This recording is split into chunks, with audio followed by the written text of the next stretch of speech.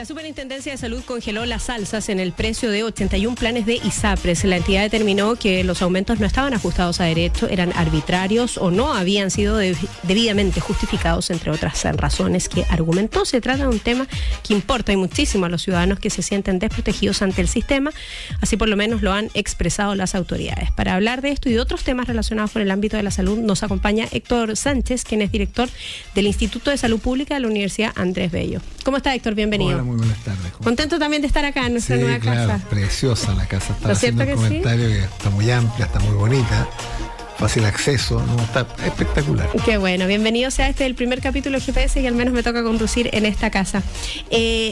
Para ser bastante simples y claros, ¿quién puede determinar si se sube o no el precio de un plan? ¿Eso es una medida unilateral, quiero decir, de la ISAPRES? Sí, de acuerdo a lo que establece la ley, las ISAPRES tienen la potestad de fijar los precios. Ya, de acuerdo a lo que establece el marco regulatorio, ellos lo tienen que fijar el precio base una vez al año, ya hacerlo público y a continuación aplicarlo. ¿Sobre eso no hay derecho a pataleo de los usuarios? Sobre eso no había derecho a pataleo de los usuarios. Y ese es el principal cambio que se produce ya hasta que los tribunales de justicia, la Corte de Apelación y la Corte Suprema, dictaminó de que esa potestad debía aplicarse en forma restrictiva. Es decir, solo podían subirse los precios de los planes cuando habían razones suficientemente justificadas. Uh-huh. A partir de ese tipo de decisión que tomaron los tribunales, ya se empezó a producir un incremento de los reclamos de las personas porque vieron allí una posibilidad de resolver un problema. Claro, porque ¿quién determina si es justificable o no? Había una asimetría completa entre los afiliados y las ISAPRES.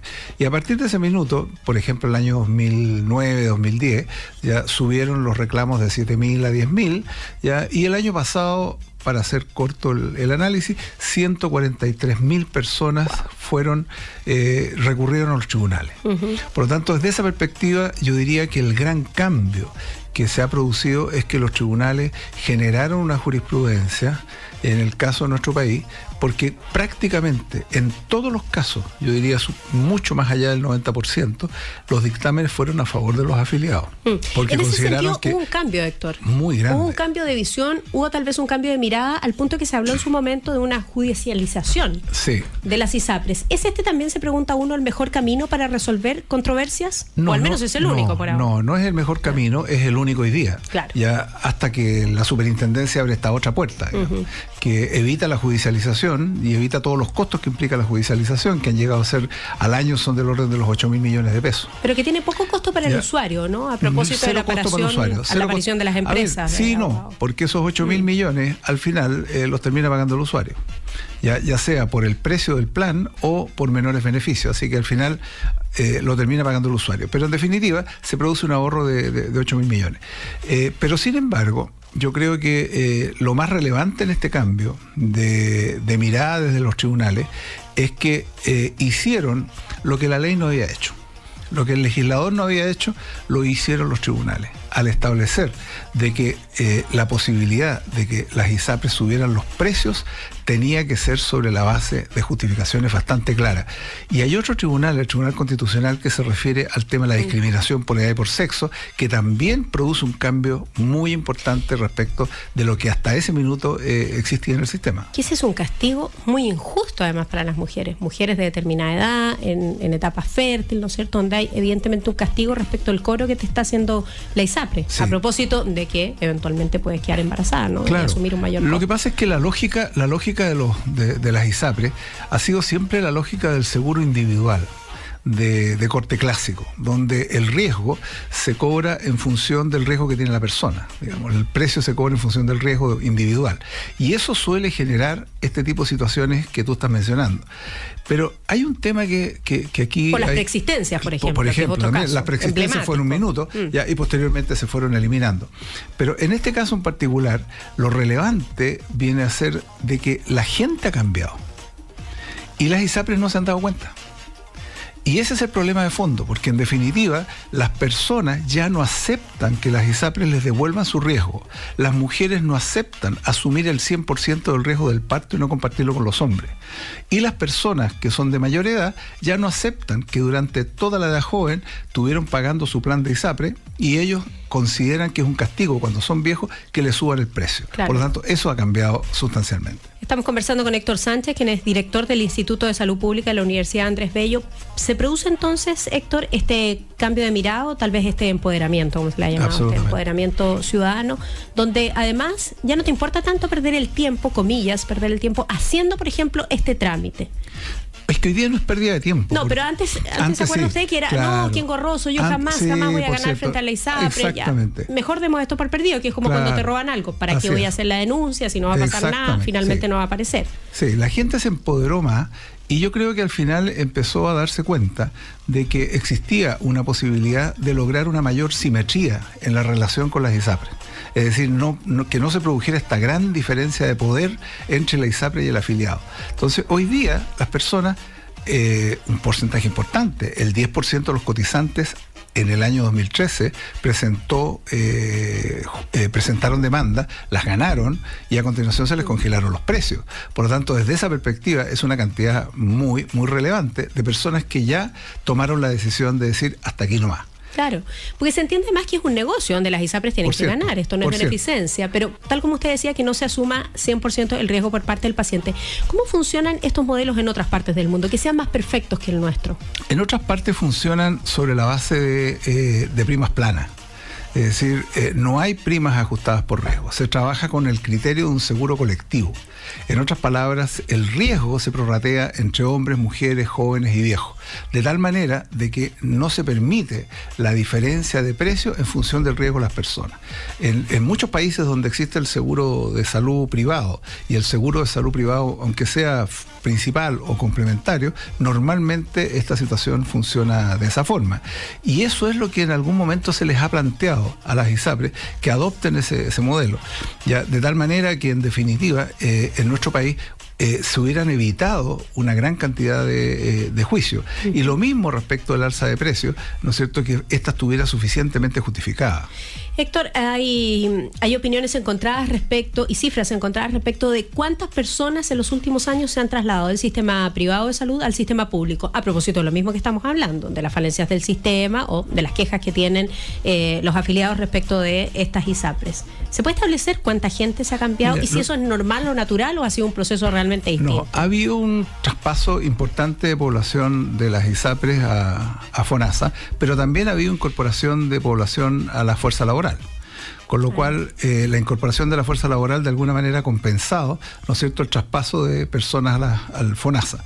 Las personas que se traspasan al FONASA fundamentalmente son personas de mayor edad, familias grandes y familias de bajos ingresos, que se dan cuenta que cuando le van subiendo los planes, ¿no es cierto?, no les da el bolsillo y que por lo tanto tienen que se les hace inaccesible y tienen que cambiarse. Ese es el tipo de población que se va. Y los que no se van son aquellas personas que pueden estar en la tercera edad, pero que hacen un esfuerzo gigantesco para mantenerse en el sistema por las coberturas de sus planes eventualmente, y que en definitiva lo hacen porque están con una condición de salud compleja. La buena noticia es que el sistema se está perfeccionando. Se está perfeccionando. Hay buenas señales, creo. Hay señales de que se está perfeccionando, y creo que sin embargo la puerta que ha abierto el superintendente, que es una puerta muy importante, que es muy favorable para la gente, sin embargo no resuelve el problema de fondo. El problema de fondo se tiene que resolver a través de una modificación de la ley. La ley tiene que establecer mecanismos totalmente distintos de reajuste de precios y tiene que establecer también mecanismos totalmente distintos de cobro de precios. Ya no se puede aceptar la discriminación por edad y por sexo. Para que sea la ley finalmente la que te ampare, no el Tribunal de Justicia o el criterio del juez. Ni el superintendente, porque esta es una situación anómala. No me gustaría cerrar esta entrevista sin comentar este otro titular que apareció durante esta semana, por lo menos me llamó muchísimo la atención. Creo que esto apareció ayer en el diario La Tercera, sí, efectivamente. La OCDE nos entrega cifras que nos hablan de que Chile triplicó el gasto en fármacos en 4 años. Cifra contrasta con la de Europa, donde se destina menos a este mismo ítem. Expertos señalan que la ley de medicamentos ayudará a controlar el gasto. Hay dos temas. Efectivamente, aquí hay que considerar qué es lo que ha pasado en Europa y eso afecta el promedio de la OCDE. En Europa, durante los últimos 4 años, han vivido una crisis económica muy importante que ha afectado a toda la seguridad social europea y por lo tanto los beneficios. Y las grandes coberturas que ellos tenían en medicamentos las han restringido o las han regulado más. ¿Por ende? Por ende, ha bajado el gasto en medicamentos. Y eso explica el menos 0,2% que tiene la OCDE. En el caso de Chile, el incremento del gasto tiene 2 o 3 explicaciones. La primera, y creo que la más importante, tiene que ver fundamentalmente con que Chile ha tenido, y cada vez menos, una muy baja cobertura en fármacos. Pero gracias al GES, y gracias a seguros catastróficos, se está aumentando la cobertura en fármacos. Y al aumentar la cobertura en fármaco, por cierto, aumenta el gasto. De hecho, en el presupuesto público se ha considerado un incremento en gasto de medicamentos del orden del 5 a 6% al año, con el objeto de poder suplir esta diferencia que tiene que ver con mayor cobertura. Esa es una dimensión. Y la segunda tiene que ver con que en Chile no somos eficientes en el gasto en fármaco, en las siguientes dimensiones. Primero, nosotros estamos muy por debajo de lo que la misma OCDE utiliza medicamentos genéricos. Nosotros estamos prácticamente en 2/3 de lo que la OCDE está hoy día utilizando. Y lo segundo que tiene que ver también es que la automedicación en Chile es muy importante. Y lo tercero, que no existen, ¿no es cierto?, las recetas fraccionadas, que también permite regular el consumo de fármacos. Pero supuestamente eso iba incluido en la última modificación que se hizo. O sea, si yo necesito 6 pastillas, está en la obligación de venderme 6 pastillas. Pero tiene que implementarse, ¿no es cierto?, de forma mucho más decidida, con una regulación bastante fuerte para permitir que esta situación cambie.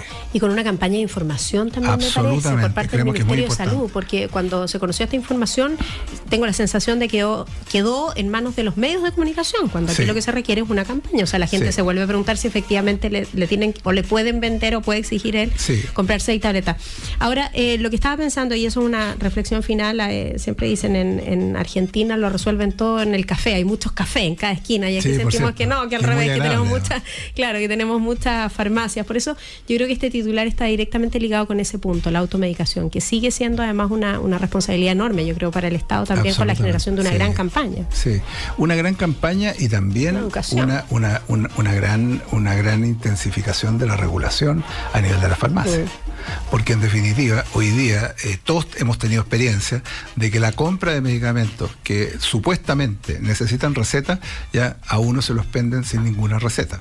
Por lo tanto, y esa es una situación absolutamente habitual. Y uno presiona también para que así sea. Entonces, desde esa perspectiva, la situación es totalmente distinta, por ejemplo, a Estados Unidos. Tuve una experiencia personal hace un par de meses en Estados Unidos, y allí, si no hay una receta médica y la receta médica no establece la duración del tratamiento y el número de pastillas que tiene ese tratamiento, a uno sencillamente no lo atiende. Yo fíjese que ahora estuve en Brasil y pensé que podía vulnerar el sistema porque me quedé sin voz de la noche a la mañana, y también pensé que podía ir a comprar cualquier medicamento, y me dijo, los únicos a los cuales usted tiene acceso están en la góndola, y yo le puedo indicar y le puedo decir cuáles son, pero el que usted me está pidiendo no, porque bajo venta de receta médica. Así que así también funciona en Brasil. Héctor Sánchez, director del Instituto de Salud Pública de la Universidad Andrés Bello, ha sido un gusto conversar con usted. Igualmente, muchas gracias.